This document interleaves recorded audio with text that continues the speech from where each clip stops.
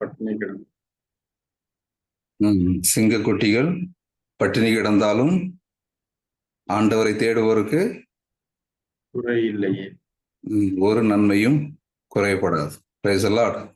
Hallelujah. கரங்களை உயர்த்தி சொல்லுவோமா? கரங்களை உயர்த்தி சொல்லுவோம். Hallelujah. Praise the Lord. திருப்பாடல் 34:10 சொல்கின்றது, சிங்கக்குட்டிகள் பட்டினி கிடந்தாலும் ஆண்டவரை தேடுவோருக்கு ஒரு நன்மையும் குறைபடாது. ஒரு சில லைன் மட்டும் பாடி நாம் ஆண்டவருக்கு தொடர்ந்து அவரை மேம்படுத்துவோம்.